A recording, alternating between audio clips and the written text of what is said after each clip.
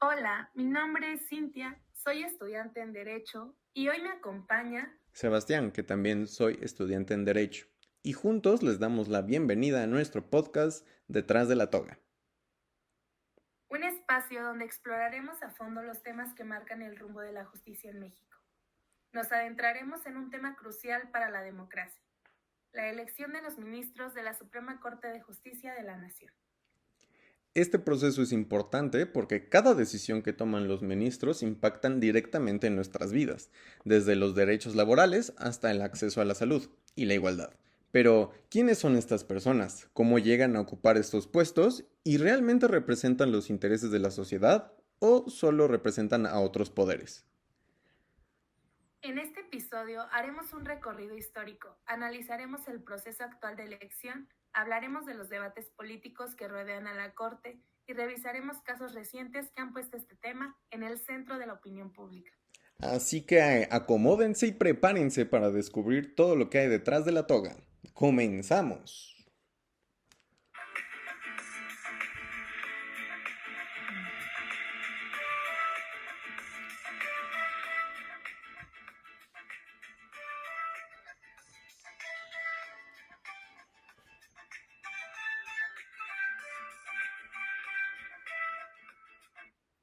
Para entender el presente, primero debemos mirar al pasado. La Suprema Corte de Justicia de la Nación tiene sus raíces en la Constitución de 1824, cuando México daba sus primeros pasos como nación independiente. En aquel entonces, el Poder Judicial surgió como un contrapeso necesario frente al Ejecutivo y Legislativo, aunque en sus inicios estuvo fuertemente influenciado por el poder presidencial. Con los años, la Corte enfrentó múltiples transformaciones. Una de las más relevantes ocurrió en 1994, durante el gobierno de Carlos Salinas de Gortari, con la intención de modernizar el sistema judicial y fortalecer la independencia de la Corte. Se redujo el número de ministros de 26 a 11, un cambio histórico que buscaba hacerla más eficiente y menos vulnerable a intereses políticos. Este proceso de reforma también dio origen al Consejo de la Judicatura Federal, encargado de la administración, vigilancia y disciplina del Poder Judicial. La idea era separar las funciones administrativas de las jurisdiccionales, permitiendo que los ministros se enfocaran únicamente en la resolución de casos de alto impacto. Sin embargo, aunque la independencia judicial ha sido un objetivo constante, la relación entre el Ejecutivo y la Suprema Corte de Justicia nunca ha dejado de estar en el centro del debate.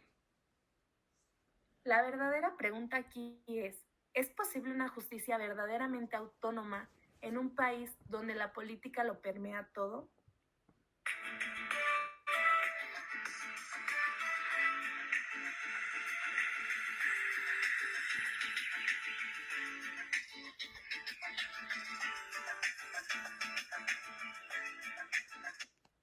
Hoy, la Corte es responsable de resolver conflictos de gran trascendencia, como la constitucionalidad de las leyes, los derechos humanos y la relación entre los poderes. Pero para comprender cómo se eligen sus integrantes, necesitamos adentrarnos en el proceso constitucional que lo regula.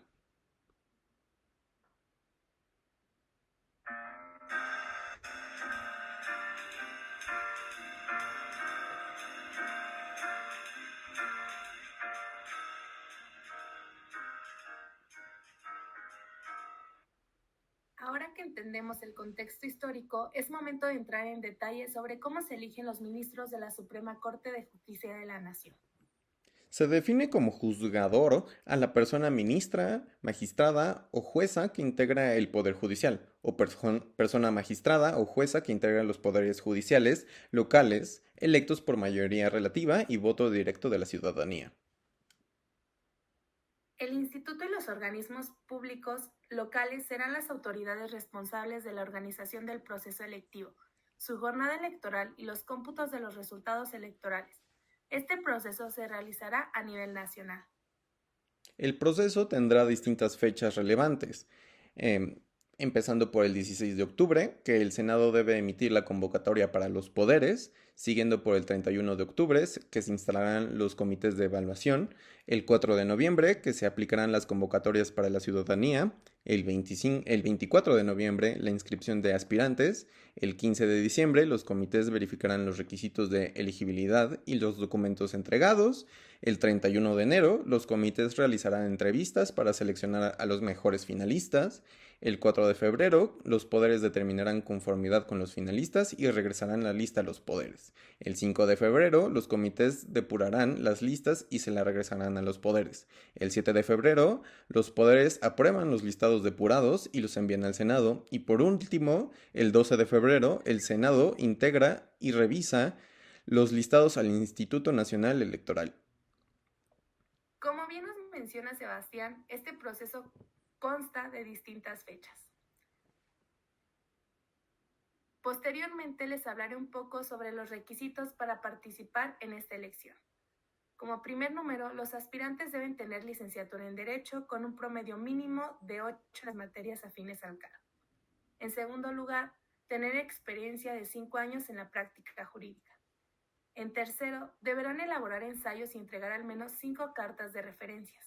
Estas deben de ser de vecinos. En cuarto lugar, podrán realizar campañas, pero no les será permitido recibir financiamiento público o privado, ni la contratación de propaganda, ni tampoco podrán ser respaldados por partidos políticos. Asimismo, los jueces, ministros y magistrados en funciones podrán participar en la elección sin requisitos adicionales ni evaluación. Es importante mencionar que, aunque el diseño constitucional busca garantizar que los ministros sean independientes, en la práctica el proceso suele estar marcado por tensiones políticas. ¿Por qué? Porque el nombramiento de un ministro puede cambiar la balanza ideológica de la Corte, lo que impacta directamente en temas clave como los derechos humanos, la justicia electoral y las políticas públicas.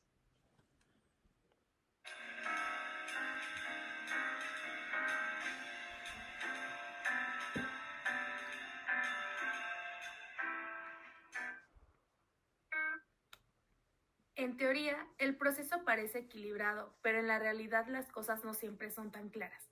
La elección de los ministros de la Suprema Corte ha sido motivo de intensos debates políticos y sociales, particularmente este último año, con implementación de la elección a través del voto popular. La Corte no es solo un órgano judicial, sino también un actor clave en la vida pública del país. Las decisiones que toman sus ministros afectan desde la legislación hasta los derechos fundamentales de los ciudadanos. Por eso, cada nombramiento puede inclinar la balanza hacia una visión más conservadora, progresista o alineada con ciertos intereses políticos. La independencia judicial es un principio fundamental en cualquier democracia. Sin embargo, en México este concepto ha sido cuestionado en varias ocasiones debido a la percepción de que el Poder Ejecutivo ejerce una influencia excesiva en los nombramientos. Por ejemplo, en 2019 la designación de Yasmín Esquivel como ministra generó un fuerte debate. Su cercanía al presidente Andrés Manuel López Obrador, así como las dudas sobre su imparcialidad, fueron señaladas por diversos sectores. Situaciones como esta llevan a preguntarse, ¿los ministros representan los intereses de la justicia o responden a las agendas del gobierno en turno? El Senado, como contrapeso en el proceso de designación, también enfrenta sus propios retos. En ocasiones, la negociación entre partidos políticos se convierte en un juego de poder donde el mérito de los candidatos pasa a segundo plano. Esto ha llevado a señalamientos de que las decisiones no siempre reflejan el interés público, sino acuerdos entre élites políticas. Cuando la ciudadanía percibe que los ministros no son independientes, la confianza en el Poder Judicial se ve mermada. Esto no solo afecta a la imagen de la Suprema Corte, sino también su capacidad para actuar como un árbitro neutral en conflictos clave, como las controversias constitucionales entre poderes.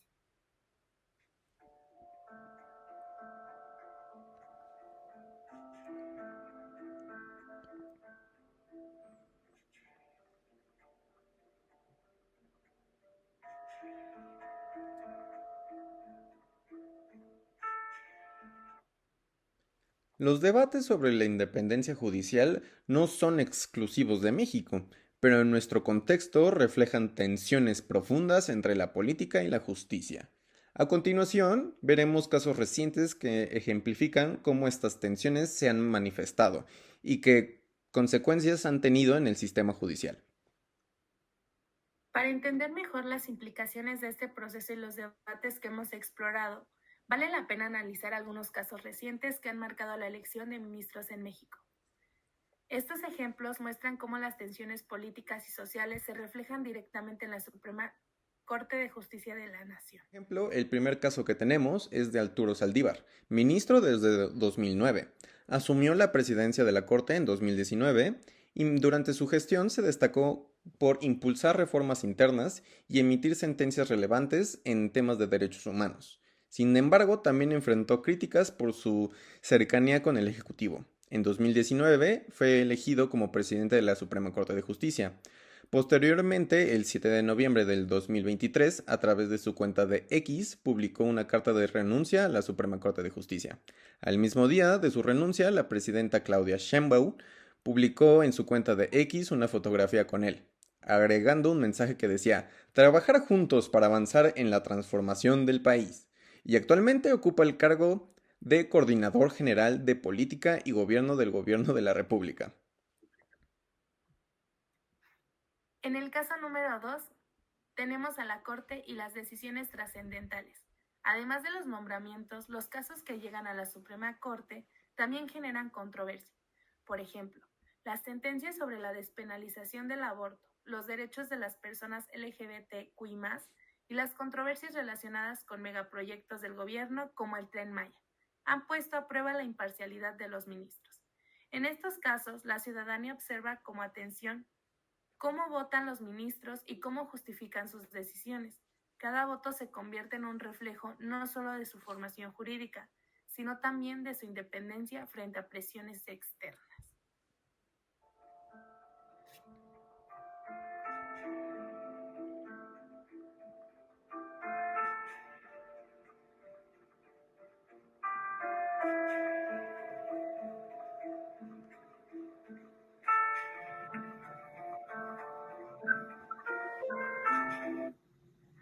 Estos ejemplos no solo muestran la importancia de contar con ministros independientes, sino también cómo la política y la justicia están profundamente entrelazadas en México. En la siguiente sección exploraremos los procesos de elección de jueces en otros sistemas judiciales del mundo y lo que podemos aprender de ellos.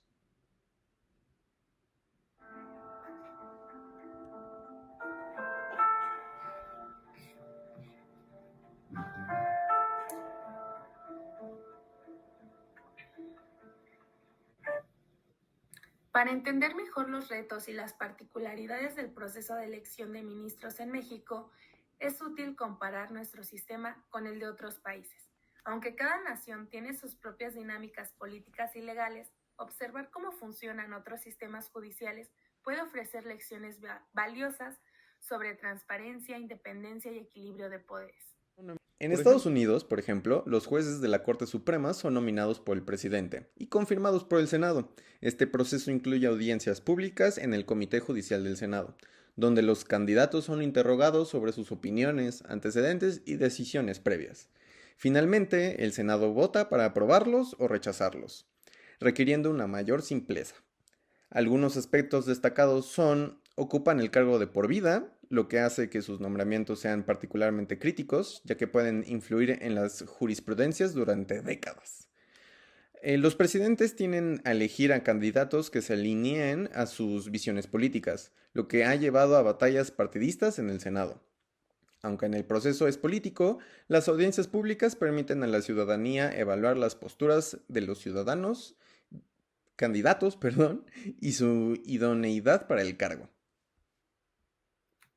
En España, los magistrados del Tribunal Constitucional son nombrados por diferentes poderes.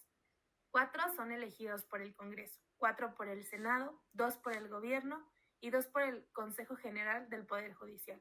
El proceso busca un equilibrio de representación, pero requiere consensos políticos entre los principales partidos. Para ser elegido se necesita una mayoría calificada en el Congreso o el Senado, lo que obliga a los partidos políticos a negociar. Los jueces son percibidos como representantes de los partidos que los nominaron, y los magistrados tienen un mandato de 9 años, lo que asegura una renovación periódica del tribunal. El siguiente ejemplo que tenemos es Argentina, que el presidente nombra a los jueces de la Corte Suprema, pero la designación debe ser rectificada por el Senado con una mayoría de 2/3. En los últimos años se ha implementado un proceso de consulta pública, donde la ciudadanía y las organizaciones pueden opinar sobre los candidatos antes de su confirmación. Similar a Estados Unidos, los jueces de la Corte Suprema tienen cargos vitalicios, salvo en casos de renuncia, jubilación o distinciones por juicios políticos. Aunque el Senado actúa como contrapeso, la influencia presidencial sigue siendo significativa, especialmente si el partido del Ejecutivo tiene mayor legislatividad. Con esta perspectiva internacional queda claro que cada país enfrenta sus propios desafíos en la elección de jueces y magistrados. Sin embargo, el objetivo común es garantizar tribunales independientes, justos y legítimos.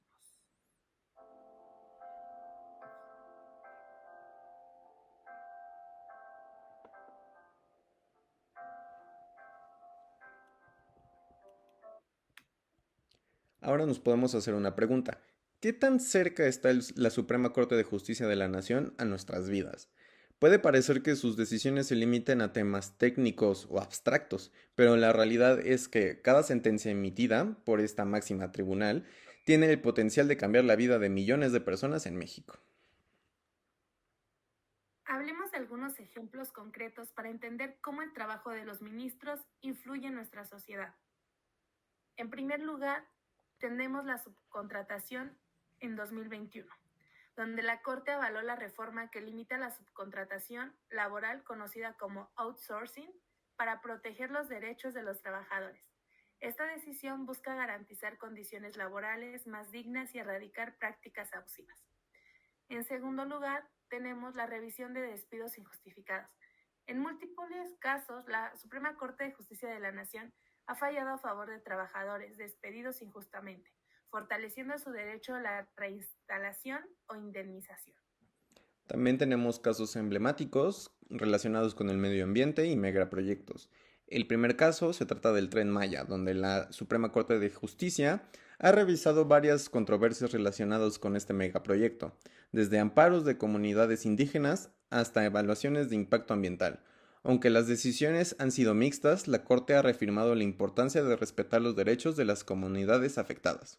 Y el segundo caso es la defensa del agua, en caso como la sobreexplotación de acuíferos o proyectos que afecten el acceso al agua de comunidades rurales. La Suprema Corte de Justicia ha protegido el derecho humano al agua.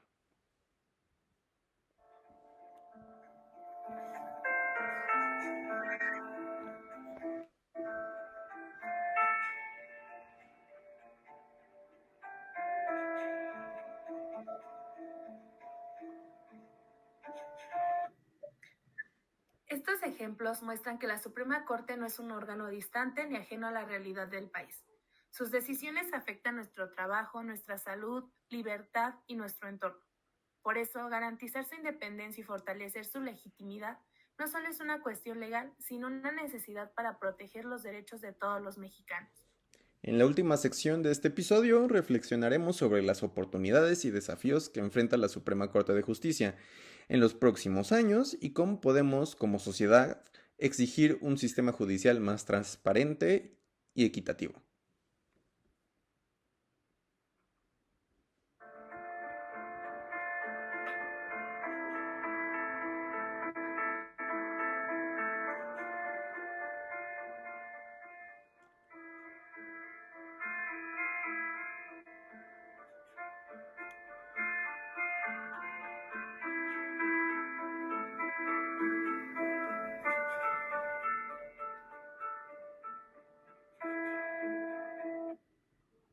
Al llegar al final de este recorrido por el proceso de elección de ministros y su impacto en la sociedad, es importante detenernos un momento para reflexionar sobre los puntos clave que hemos explorado. La Suprema Corte de Justicia de la Nación es una institución crucial en cualquier democracia. y su funcionamiento incide directamente en la vida cotidiana de los ciudadanos. En México, la elección de los ministros ha estado marcada por debates intensos, donde la política, justicia y los derechos humanos se entrelazan de maneras muy complejas. Hemos visto cómo la independencia judicial se ha puesto a prueba en varios momentos, con cuestionamientos sobre la transparencia, la equidad y la influencia del Ejecutivo. Un sistema judicial que funcione correctamente debe ser independiente, libre de presiones políticas y con mecanismos claros para evaluar a sus miembros. La transparencia en el proceso de selección es fundamental para garantizar que los ministros sean verdaderos guardianes de la Constitución y los derechos humanos. Un aspecto central en la democracia moderna es que los ciudadanos deben sentir que pueden influir en las decisiones judiciales. La participación de la sociedad a través de las consultas públicas, audiencias y otras formas de involucramiento es un paso clave para construir una confianza en el sistema judicial. La relación entre el Ejecutivo, el Legislativo y el Judicial debe ser una colaboración de contrapesos. Aunque el presidente tiene la facultad de proponer candidatos, el Senado debe actuar como un filtro riguroso para asegurar que los seleccionados cuenten con la capacidad, la ética y la independencia necesario para desempeñar su cargo. Así es como la Suprema Corte de Justicia debe ser un organismo que rinda cuentas a la ciudadanía, a través de un trabajo judicial claro, accesible y basado en la Constitución. La Corte puede ganar la confianza de los mexicanos y evitar que su labor sea vista como un campo de batalla político. A medida que México avanza en su camino hacia una mayor consolidación democrática, los retos para el Poder Judicial no desaparecerán. La desconfianza en las instituciones sigue siendo un obstáculo importante y la política seguirá siendo un factor influyente en la elección de ministros. Sin embargo, el camino hacia un Poder Judicial más fuerte, transparente e independiente está en nuestras manos. Si logramos avanzar hacia un sistema judicial que priorice el interés público, la protección de los derechos humanos y la equidad, México podrá contar con una Suprema Corte que realmente sea un pilar de justicia para todos.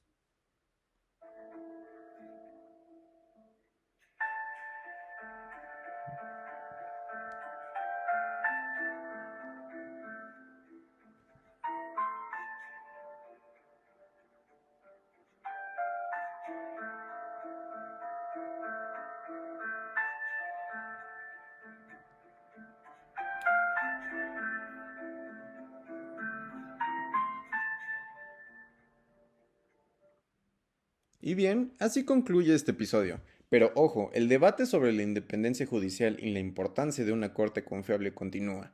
Te invitamos a seguir cuestionándote, analizando y participando en este proceso, porque al final, la justicia no es solo responsabilidad de los jueces, sino de todos nosotros. Muchas gracias por acompañarnos en este recorrido.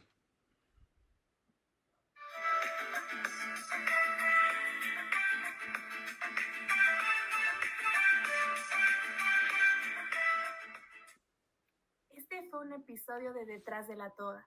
Nos vemos en el próximo capítulo para seguir explorando los temas más relevantes de la política y la justicia en México.